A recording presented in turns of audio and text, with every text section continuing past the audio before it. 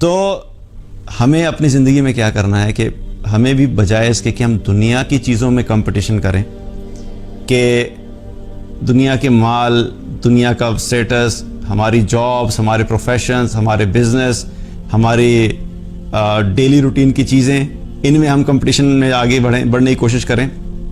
ہمیں کیا کرنا ہے کہ ہمیں بھی آخرت کے کمپٹیشن میں آگے بڑھنے کی کوشش کرنی ہے اور مستقل یہی کوشش کرتے رہنا ہے کہ ہم کون سے ایسے اعمال اختیار کریں کہ ہم دوسروں سے آگے نکل جائیں.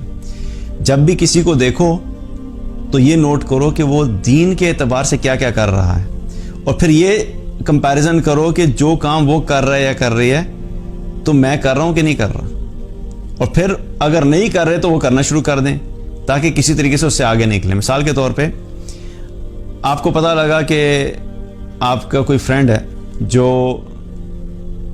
روزانہ ایک جز کا ربع پڑھتا ہے، یعنی جو ایک پارہ ہوتا ہے اس کا 1/4 روزانہ تلاوت کرتا ہے، اور آپ کو پتہ لگا کہ آپ تو بالکل نہیں پڑھتے یا آپ اس سے بہت تھوڑا پڑھتے ہیں.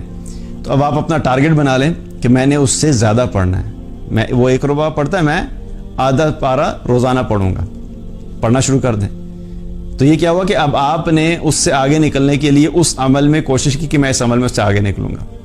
کسی کے بارے میں پتہ لگا کہ وہ صدقہ روزانہ کرتا ہے، مثال کے طور پہ وہ روزانہ 10 روپے صدقہ کرتا ہے اور آپ کو اللہ نے اتنی وسعت دی آپ زیادہ کر سکتے ہیں، آپ روزانہ 50 روپے صدقہ کرنا شروع کر دیں.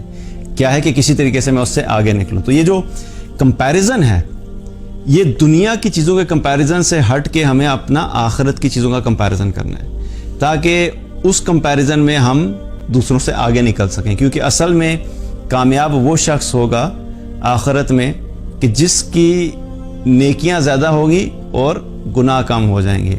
اور اصل میں جو آخرت میں بھی جو سٹیٹس ہوں گے، جو درجات ہوں گے، وہ لوگوں کے اعمال کے اعتبار سے ہوں گے کہ کس شخص نے کس عمل میں کتنی محنت کی، کتنی قربانی دی اور کتنا زیادہ اس نے کیا.